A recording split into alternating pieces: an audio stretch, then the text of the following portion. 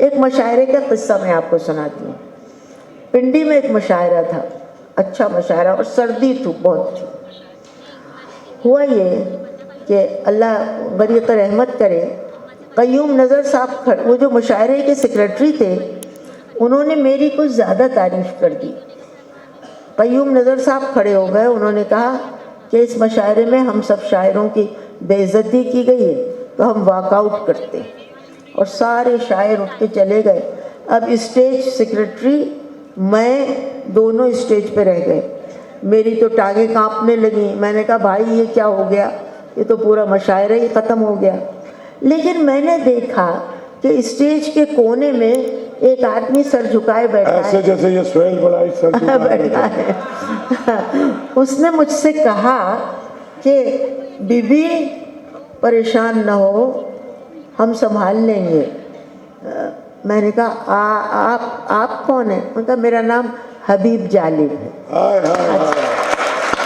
اب میں نہیں گیا, میں بیٹھا ہوا ہوں. اب میں نے پڑھنا شروع کیا, حبیب جالب نے پڑھنا شروع کیا, اور مشاعرہ خوب اچھا چلتا گیا. ادھر باہر بیٹھے شورا میں یہ بے چینی ہوئی. حالانکہ صوفی صاحب تھے, صوفی صاحب نے قیوم نظر صاحب سے کہا بھی او بیٹھ جا کیا, مگر وہ نہیں, انہوں نے سنا. لیکن پھر شاعر خود واپس آئے اور مشاعرہ مجھ پر اور حبیب جالب پر بہت اچھی طرح ختم بھی ہو گیا. مجھے یہ حیرت ہے کہ جب میں نے پڑھے لکھے لوگوں کو قومی ترانے پر بھی اعتراض کرتے سنا. دیکھیے قومی ترانے میں دو اعتراض, ایک تو پنجابی نے لکھا ہے اور دوسرا فارسی میں. فارسی میں. دیکھیے فارسی سے اردو اپنا دامن بچا ہی نہیں سکتی, پھر تو آپ کو سارے کلاسکس کو جلانا پڑے گا. فارسی اگر ترانہ, مجھے یاد ہے کہ جب یہ ترانہ لکھا جا رہا تھا جس کی سنگن تھی, اب یہ اس عمر میں یہ کہنا غلط ہے کہ میں اس وقت اسکول میں تھی یا یہ تھی, یہ بات غلط ہے, یہ نہیں کہنا چاہیے. اتنے ترانے لوگوں نے لکھے اور وہ سب ترانے لوگوں نے پڑھے, ایک سے ایک خراب تھا.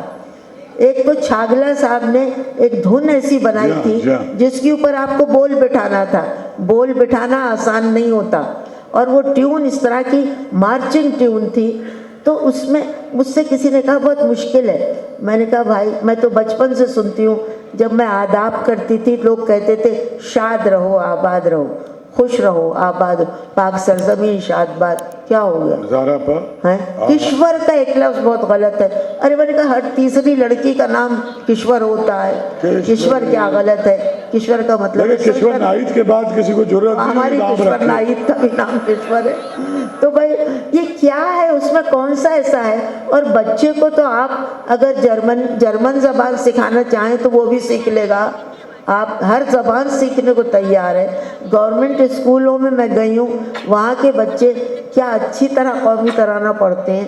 ہاں بیکن ہاؤس یا سٹی اسکول یا گرامر اسکول کے بچوں کو اگر اردو مشکل لگتی ہے تو لگنے دیجئے, یہ تو ٹیچروں کا فرض ہے سمجھا سکے. لیکن زارا آپا وہ بچے بھی اس میں روز آ رہے ہیں, انگریزی ڈپارٹمنٹ کے بچے آ رہے ہیں. مگر معاف کیجیے گا, میرا بھی تعلق رہتا ہے انگریزی داں بچوں سے, مگر مجھے اس کا افسوس ہوتا ہے. میں غازی سے یہی بات کہہ رہی تھی کہ اب کہاں ہیں وہ لوگ جو اردو اور انگریزی پہ مکمل طور پہ اس کے محاکات پہ, اس کی اصطلاحات پہ عبور رکھتے تھے. کیا عسکری صاحب کوئی جاہل آدمی تھے؟ کیوں لکھے انہوں نے اردو میں مضمون؟ کیا کرار صاحب کم آدمی تھے؟ ابھی ذرا ابھی ہم کوئٹہ گئے جہاں سب سے زیادہ غصہ ہے, لوگ ناراض ہیں, اور آپ کو پتہ ہے خون خرابہ ہوتا ہے.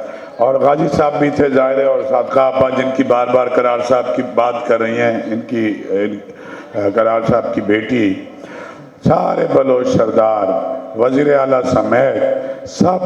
میں نے وہاں اناؤنس کیا کہ کرار صاحب کی بیٹی یہاں بیٹھی ہے, سب کھڑے ہوئے. انہوں نے کہا بلوچستان کے محسن کرار حسین اردو اسپیکنگ, جس نے پہلی بلوچستان یونیورسٹی بنائی. پہلے میں آپ کو ایک غزل سنا. جی وہی. کہیں کہیں کوئی رستہ نکلتا رہتا ہے.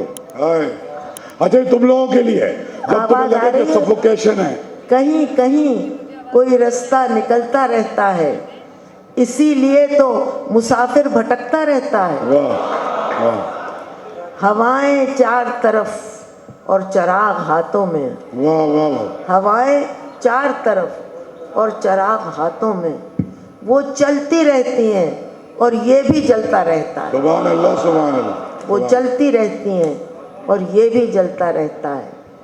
सवारे तख्ते रवां को खबर नहीं होती, वाह सवारे तख्ते रवां को खबर नहीं होती कि तख्त ही से तो तख्ता निकलता रहता है। हाय हाय हाय वाह वाह वाह वाह वाह।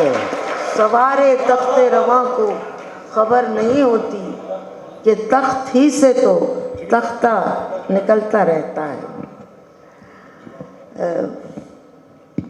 हजार कोहे गरां रास्तों में हाइल हूँ, हजार कोहे गरां रास्तों में हाइल हूँ, निकलना चाहे तो चश्मा निकलता रहता है। वाह वाह कहीं कहीं कोई रास्ता निकलता रहता है, इसीलिए तो मुसाफिर भटकता रहता है।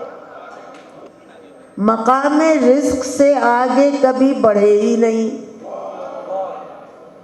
मकाम रिज़्क़ से आगे कभी बढ़े ही नहीं। कफस का दर भी खुला था मगर उड़े ही नहीं।